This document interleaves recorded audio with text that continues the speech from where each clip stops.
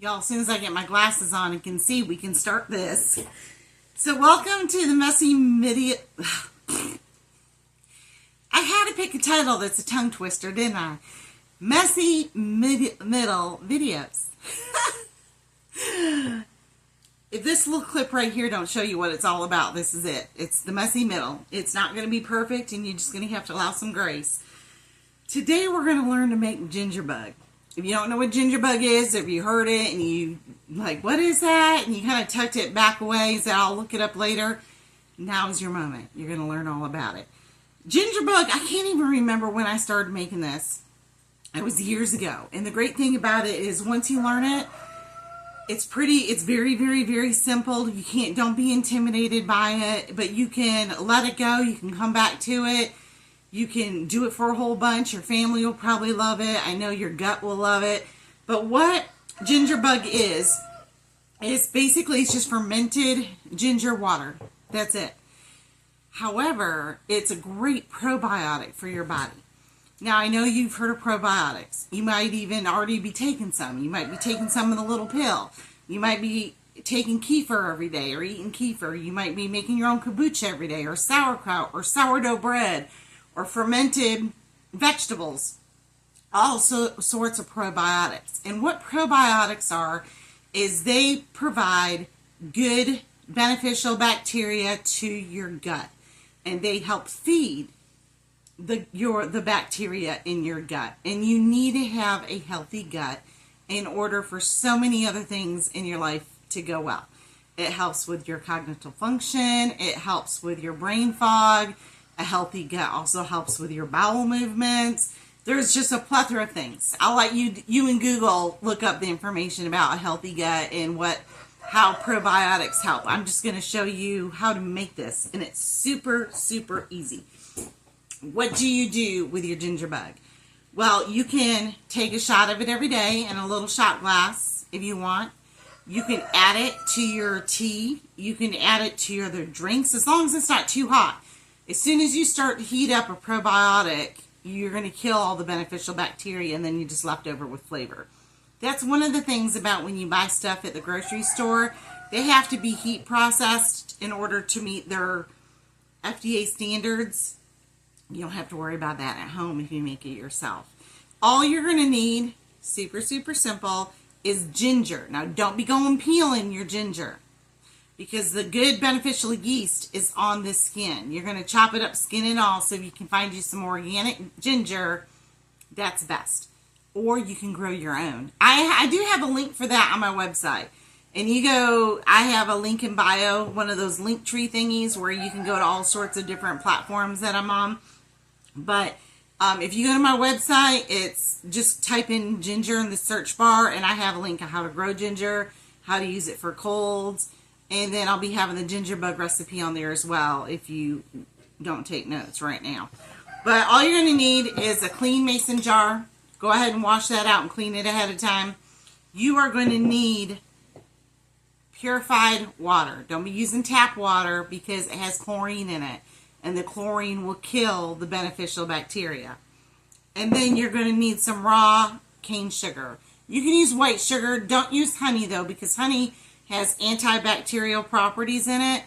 And we're trying to actually produce good bacteria. So don't just use sugar. Don't worry, though, if you're concerned about the glycemic index, because the process of breaking down the fermentation, the bacteria will eat the sugar. So you don't have to worry about it being sweet and bothering you.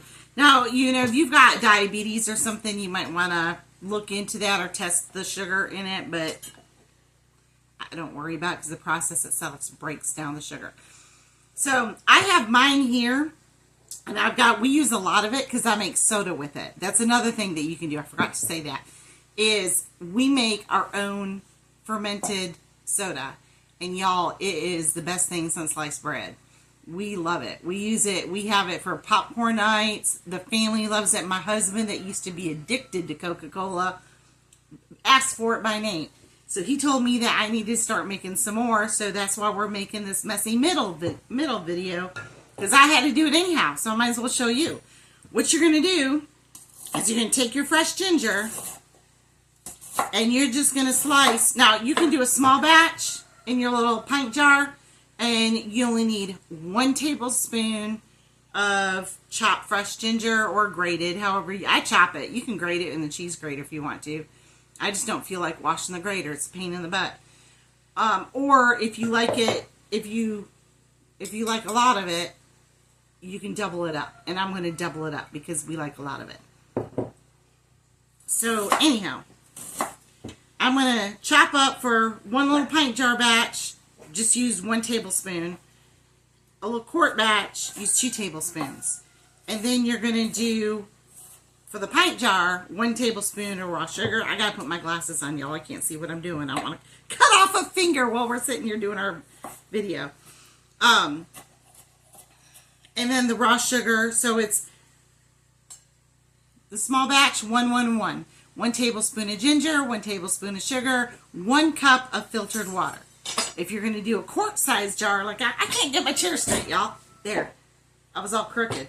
If you're going to do a quart jar, then it's 2 tablespoons of ginger, 2 tablespoons of sugar, and 2 cups of water. That's how we're going to start it. That's it. Then, I don't want to get ahead of myself and not be able to focus on what I'm doing. Then, you're going to feed it every day for a week.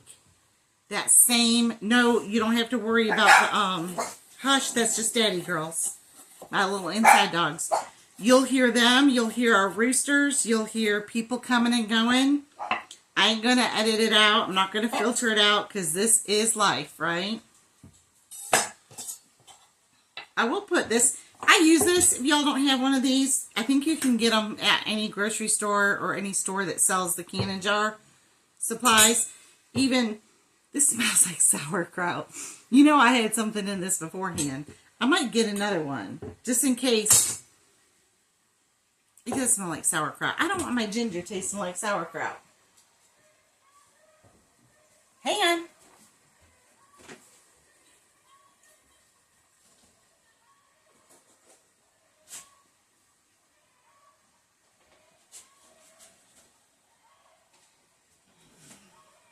I think that's priceless, how I told y'all to get a clean jar, and here I am with sauerkraut jar. Although this one is a smallmouth, so I guess I'll just do this and transfer it after we're done. Anyhow, I love this little funnel. It helps me not make such a mess, which I tend to do. So 2 tablespoons of ginger. I'm going to just add the rest of this for good measure. Ain't going to hurt it none. Can't hurt it none. And I got my raw cane sugar. And then now I'm going to add my 2 cups of water. Now, at this point in time, you can get all fancy like I am with my little $5 fermenting lids, or you can use a coffee filter. Coffee filter works just fine. But the main thing is you want it to be able to breathe. Hey, Morgan! My daughter's walking out the window. I told them, I said, I'm going to be recording finally my messy middle. I will get this down sooner or later. My messy middle videos. So don't be coming in the house talking to me. And here I am hollering at them because I see them. These little fermenting lids, you can get them. You're going to hear me say this a lot, so don't shoot me. I get them on Amazon. And I will link my Amazon store because a lot of people ask me, where do I get XYZ? We live in the middle of nowhere. If I want the stuff that I need, I order online. And I like them because they get to my door of the things that I need. But they got this little internal lid, and you can see this one's got a hole in it. So what this is it's a fermenting lid. And when the gases rise, because they will rise. I don't know if you see my ginger here. See how it's all cloudy up here? That's from this rising and going back down. From the little bubbles and they're fermenting and doing their thing. But if you don't have one of these, then you need the coffee filter. Because if you use a solid lid and gases build up, you can and then big ol' mess. Anyhow, you're going to add that. You're going to put your ring on it. You give it a hold the top now. Give it a little shake. Get that sugar going. All mixed up. That's it. That's how you make gingerbread. That's all there is to it. I think I talked a lot longer than it actually took to make it. But that's all you do, y'all. And you can have so many things. That's how you make your own probiotic. Now, I am going to have another video showing you how to feed this for the next 5 to 7 days. And when you see, I'm wondering if I can get close enough. This is a different fermenting lid. I don't use these anymore that much, but I used it for this. I don't even know if you can see the bubbles start here. I'm going to shake it a little bit. The bubbles start to form at the top of this. I started this one 3 days ago or 4 days ago. It's time for me to feed it right now.